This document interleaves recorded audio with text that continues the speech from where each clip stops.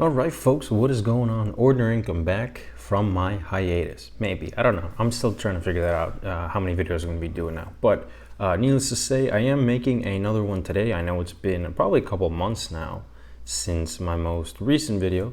I saw I got a couple more subscribers, I think double digits now. Thanks, guys. I think I ended up getting more subscribers when I didn't make videos than when I was making videos, so I don't know how I should be taking that right now. I'm still thinking about it. But I read a couple comments and I was thinking, okay, there's a lot of stuff going on in the news, a lot of stuff going on in economics. And I know I talked to my mom a lot about this, and she always has questions and I explain it to her. So I was like, well, if I'm explaining it, let's see if maybe other people might want to hear something. And if any of you subscribers, maybe you're waiting for another video, here it is. So today, what I want to do is just break down the cost of gas, because there's been headlines about it. Obviously, the past couple months since I've been away, there's been headlines about it that have been that it's gone too high. Now it's coming down a little bit, going on, up and down all over the place. They're talking about supply. They're talking about the SPR, blah, blah, blah. There's a lot of stuff. Now, I'm going to preface that I'm not an oil expert, not an energy expert. I don't know much about all the details in that. A lot of the stuff that I learn is from listening to people that are much smarter than me talk about it, listening to their conversations, whether it's on the engineering side, the business side, the financial side, whatever it is.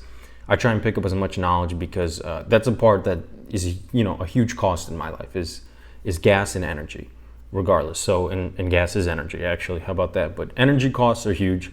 They're going to just keep getting even bigger as we get into the winter as well. So a lot of the stuff that I tell you is kind of knowledge that I've picked up from other people. And if you're ever curious who those people are, you can always shoot me a message on Twitter, or even leave a comment, and I'll try and, I got no problem telling who my sources are. These are not people that I pay for. A lot of it is free, and a lot of interviews and all that. But what I wanted to talk about, and what I want to try and stay as focused as I can be, because I don't want this to go on too long. It is a Sunday night, and I realize that the lighting in my place right now is not great. So I'm going to try and make this quick. And that is the actual cost, which is why I have this picture here. But in terms of the cost of gasoline, as you can see, if you just look at the news relating to this, there's a lot of people talking about how it's getting cheaper, how it's getting a little bit easier, so to say, I guess, in relative comparison. Obviously, compared to 2 years ago, gas is still like over double, but those were also different situations, different extremes and all that. So what I wanted to show is the breakdown of gas, because what I didn't like was seeing all these people talking about how awful these gas stations are, how awful the oil companies are, because they're making all this money. Nobody was saying the other thing when they were losing all this money 2 years ago.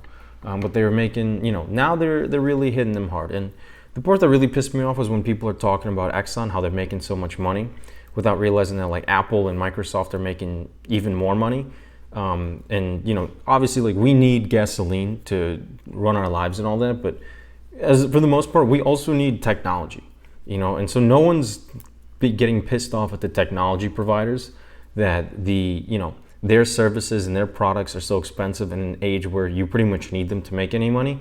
We don't care about that, but the ones that are, I guess, making, are pumping out gas, who are still trying to recover from their losses 2 years ago, we're pissed off about. But that is what it is. So I wanted to break down the actual cost of gasoline, so that when you hear people talking about how your gas stations suck or all that, you can at least have a little bit more refutation in that. So let's, we're going to be straight to the point and get to it.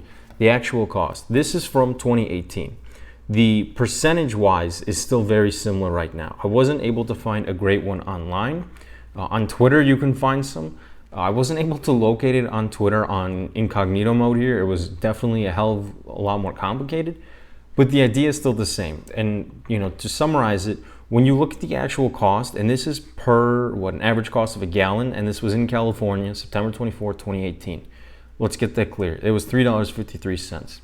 So is the cost and the numbers here outdated? Yeah. Are the percentages? No. And that's the main idea, is that when you look at the actual cost, when you're looking at your own gas station, when it came to $3.53 of gasoline, they're making about 2 cents profit. So when they're getting to $6 gasoline in California, from what I was hearing, they're making about 3.5 cents profit per gallon that they're selling.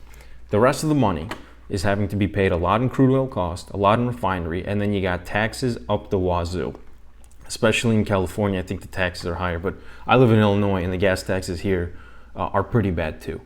So now you know that when someone is going to talk about that they hate the Shell station across the street from them, they hate the BP, la-di-da-di-da, first you got to know that it's not actually BP or Shell that own those stations. It's actually people like you and me that just decided to go into, you know, that route of franchising. They franchise the gas station and convenience store, and it's really, you're just talking about, you know, your neighbor at this point. You're talking about a normal person who decided that their hustle was going to be this, and that's, you know, there's no problem with that. I got no issue with someone saying that in their livelihood, the best way they figured out the way to make money was to own a gas station. More power to you. I got no issues. I like that idea. Hustle however you can and all that.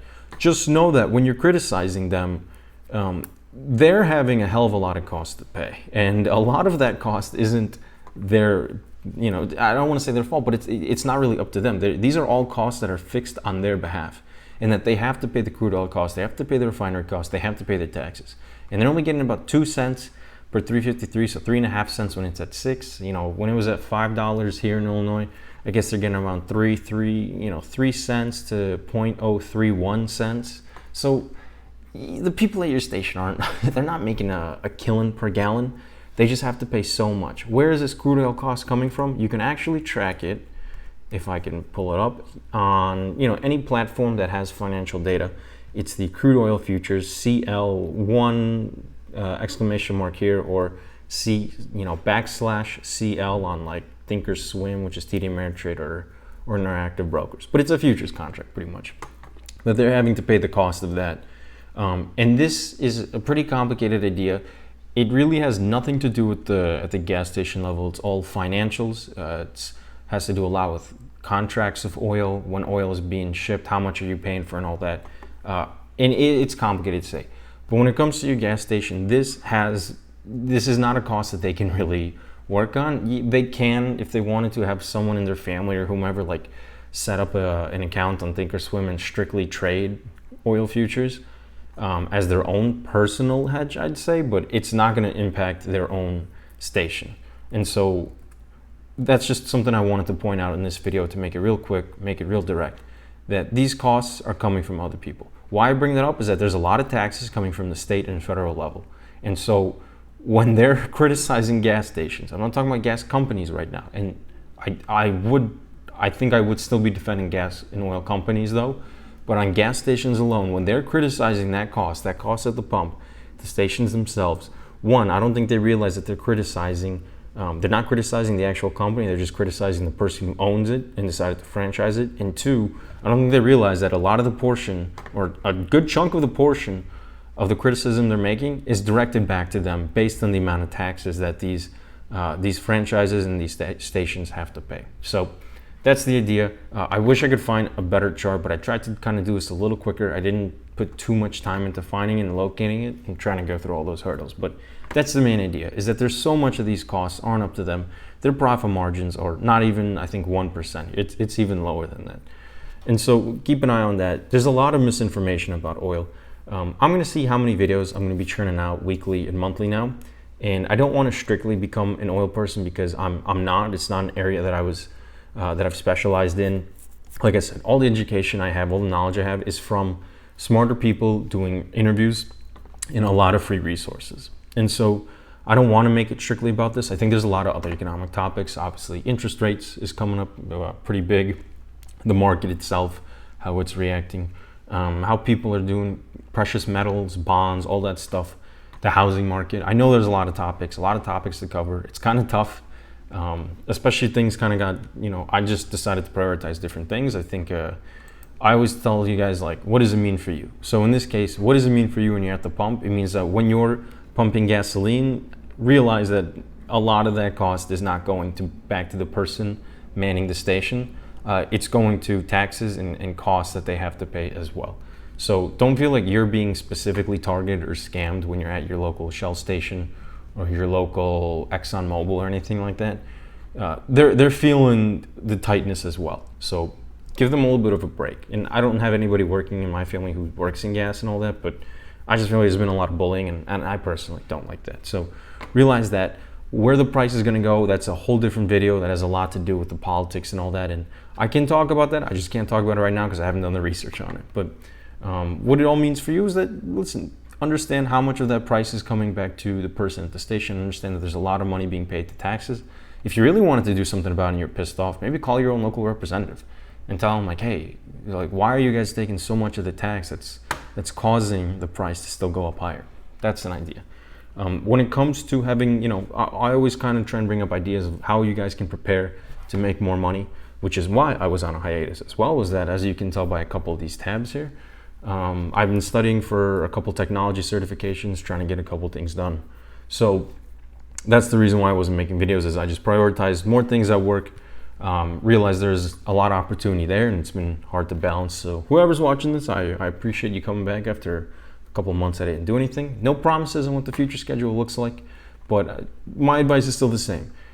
You don't have to take the route I did of doing specific, like Kubernetes here. You don't have to do specific technology certifications, and you might not even have to get certifications at all, but if you're working a corporate job like I do, working in a bigger or medium to big company, getting certified I think would be really helpful in the economic times that people are predicting to happen. The tightness in the job market and all that, which is another thing I could probably talk about, the job numbers that came out last week. And I think the next video I'm going to do is actually going to be the job numbers, so stay tuned for that. But getting certifications if it's of need, but also gaining popular skills that are in demand. And I only know the technology one. I think other people will tell you trade schools are becoming much more in demand because we need a lot more welders, we need a lot more electricians, mechanics and all that. So do those things, do research. If you want a video of showing like what are the top things to actually get skilled on right now, let me know in the comments, let me know on Twitter, and I'll do some research and put out a video on that one too. But I hope you all gained some knowledge today about what's going on with your gasoline you're paying, what's been going on with me, and I'll try and be a little bit more active, maybe do once or twice a week. So hope you all enjoy.